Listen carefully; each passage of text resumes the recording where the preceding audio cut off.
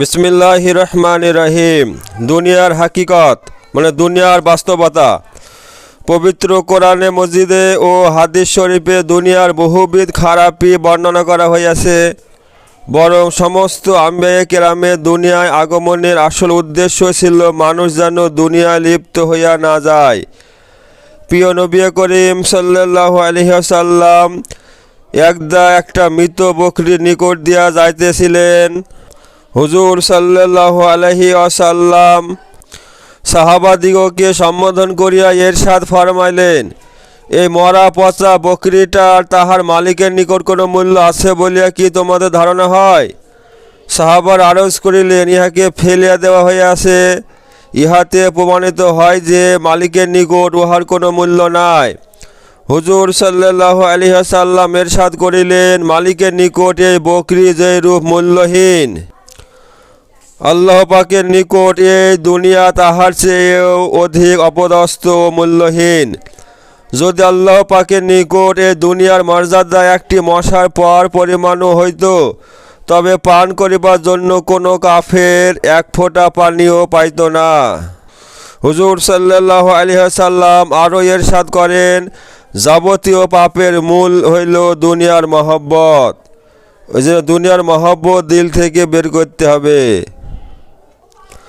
হযরত যায়েদ বিন সাবিত রাদিয়াল্লাহু আনহু বলেন, একদিন আমরা হযরত আবু বকর সিদ্দিক রাদিয়াল্লাহু আনহু এর খেদমতে বসাছিলাম। তিনি পান করিবার জন্য কিছু পানি চাহিলেন। তাহার খেদমতে মধুর শরবত পেশ করা হইল।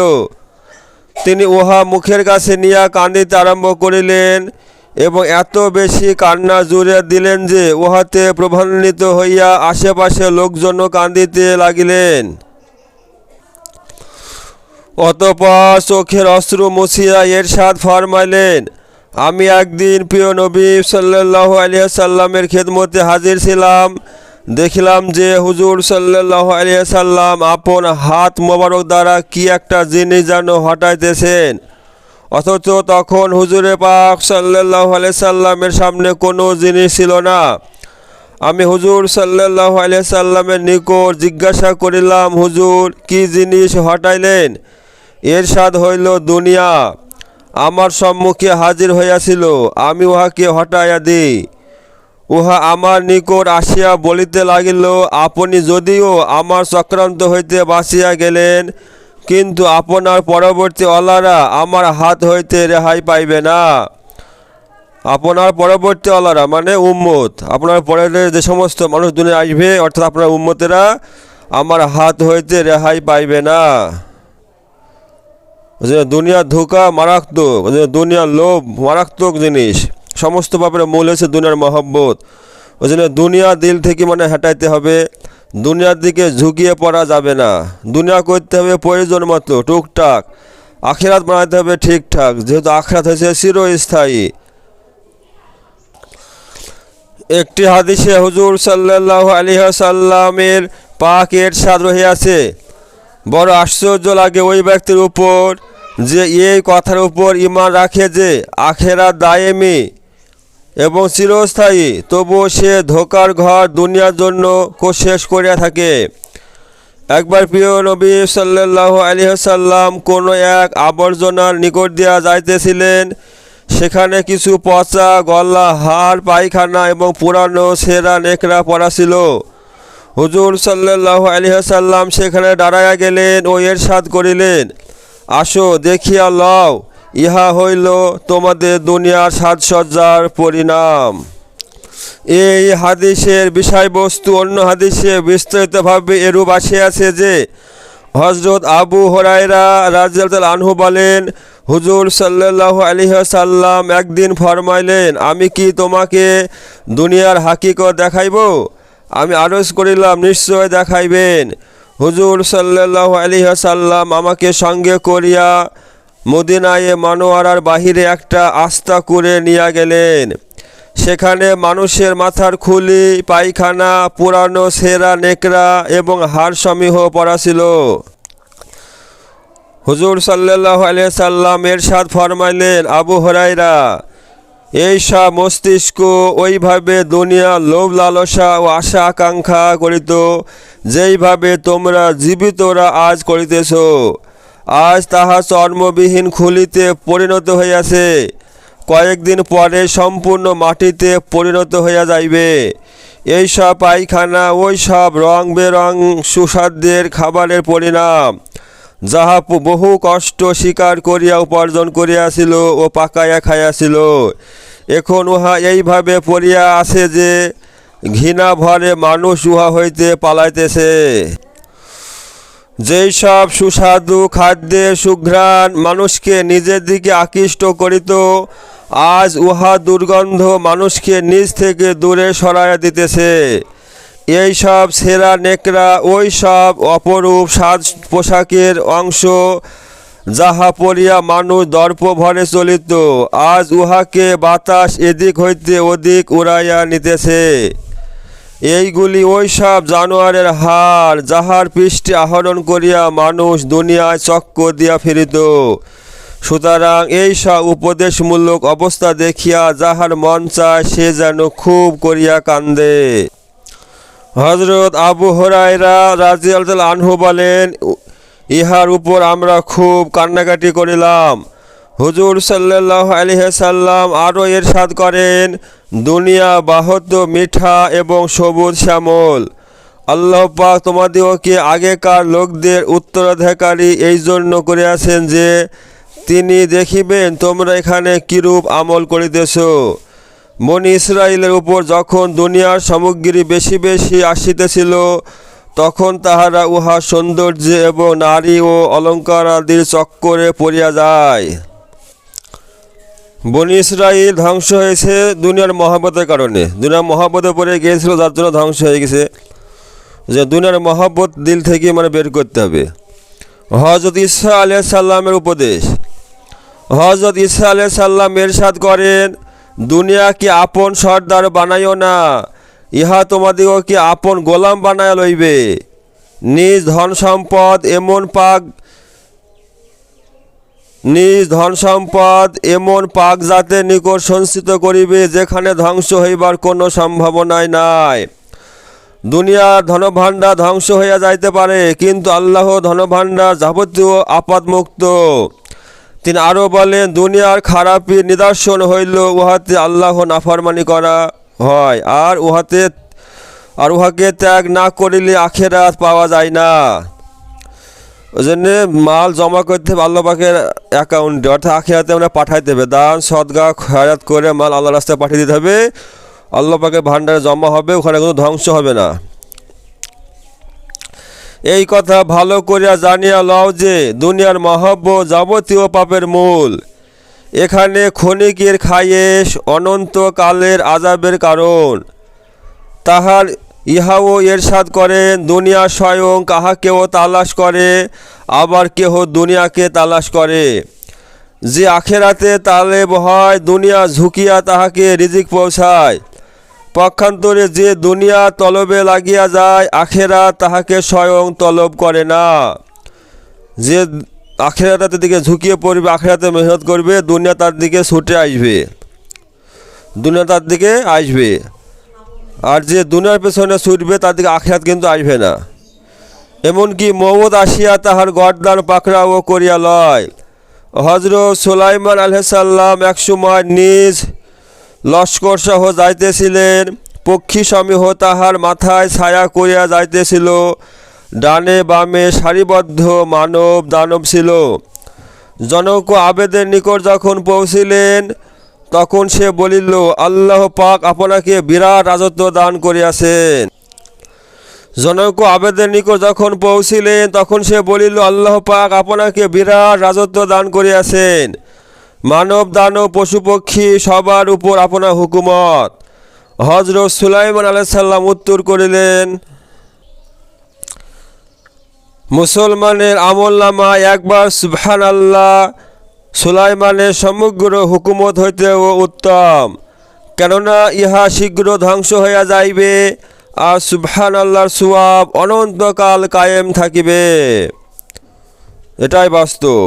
দুনিয়ার সব কিছু হয়ে গেলেও সব ধ্বংস হয়ে যাবে, সব ছেড়ে চলে যেতে হবে। কিন্তু একবার সুবহানাল্লাহ বলা যে সওয়াব, এটা শেষ হইবে না গো, এটা অনন্তকালের জন্য থেকে যাবে। হুজুর আকরাম সাল্লাল্লাহু আলাইহি ওয়াসাল্লাম ইরশাদ করেন, যাহার আসল মাকসুদ হয় দুনিয়া, মানে আসল উদ্দেশ্য হয় দুনিয়া, আল্লাহ তাআলার সহিত তাহার কোনো সম্পর্ক নাই। পক্ষান্তর আল্লাহ পাক তাহাকে চারিটি জিনিসে লিপ্ত করিয়া দেন। যার আসল উদ্দেশ্য হয় দুনিয়া, যে দুনিয়ায় সব দুনিয়ার পেছনে ছুটবে, দুনিয়ার পেছনে মেহনত করবে, আখিরাতকে ভুলে যাবে, হ্যাঁ, তার সঙ্গে আল্লাহ সুবহানাহু ওয়া তাআলার কোনো সম্পর্ক নাই। বরং কি বলছে, তাহাকে চারটি জিনিসে লিপ্ত করিয়া দেয়।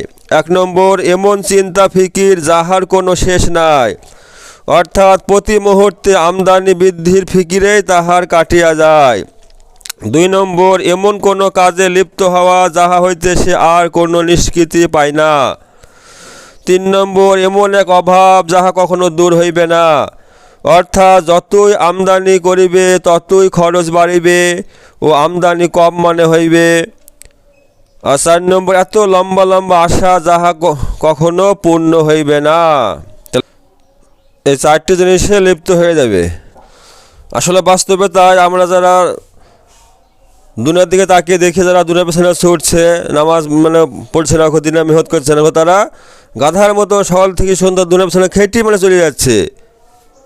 হ্যাঁ, এত খাটার পরে ওদের কিন্তু আরাম নাই, শুধু মেহনত আর মেহনত, দুনিয়া দুনিয়া দুনিয়া। যে খাটছে কেন, উদ্দেশ্য ভুলে গেছে।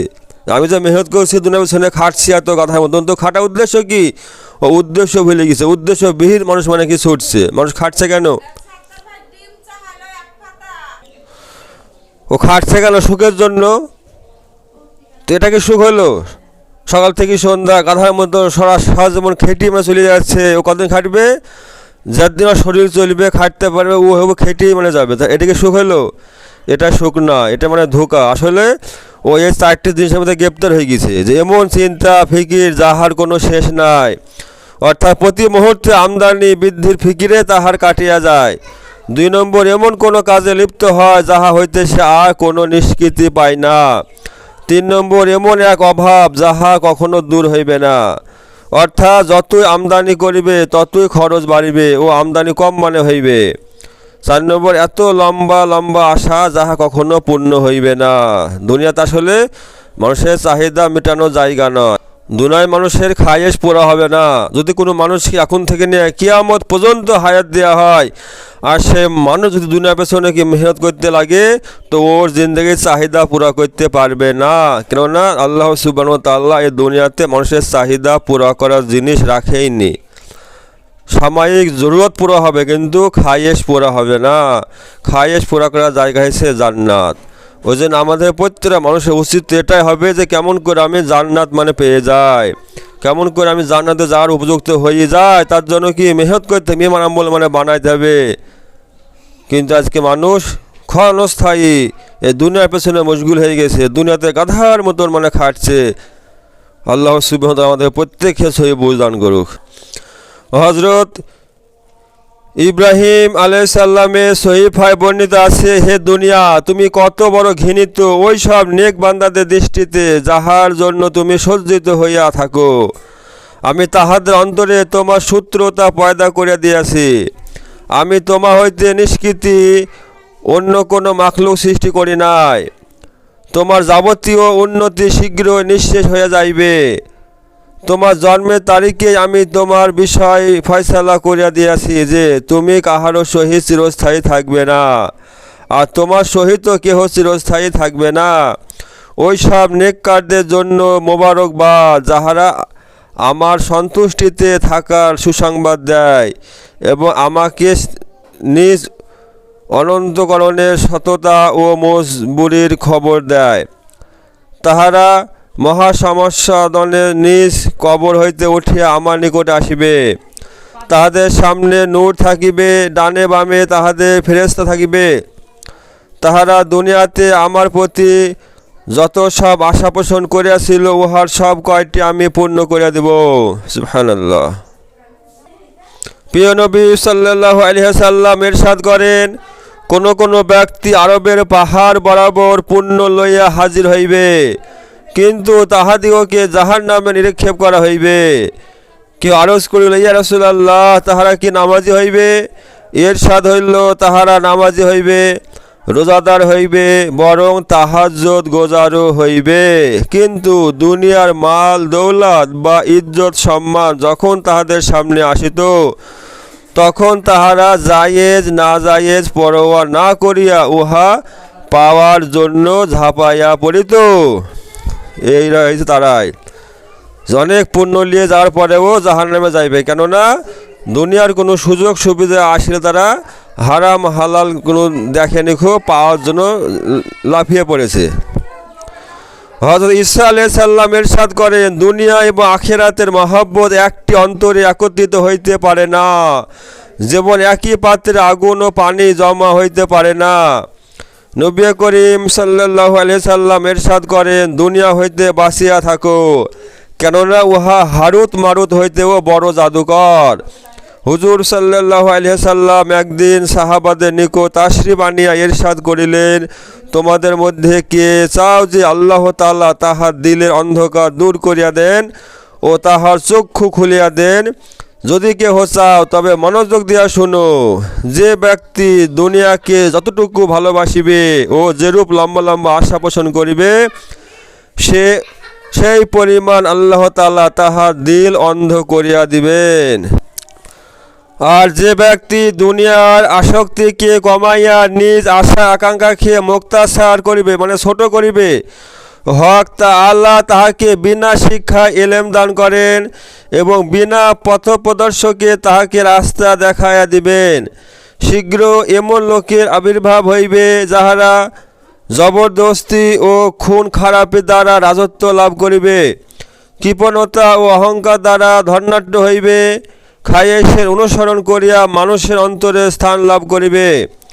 তোমাদের মধ্যে যে কেহ এমন জামানা পাইবে ও নিজ গরিবের উপর সবর করিবে, অথচ সে ইচ্ছা করিলে ধনীও হইতে পারিত, সে লোকের শত্রুতাকে সহ্য করিবে, অথচ সে ইচ্ছা করিলে তাহাদের পায়রবি করিয়া ভালোবাসা পয়দা করিতে পারিত, সে অপমানকে সহ্য করিবে, অথচ ইচ্ছা করিলে মানুষের মত অনুযায়ী চলিয়া সম্মানিত হইতে পারিত।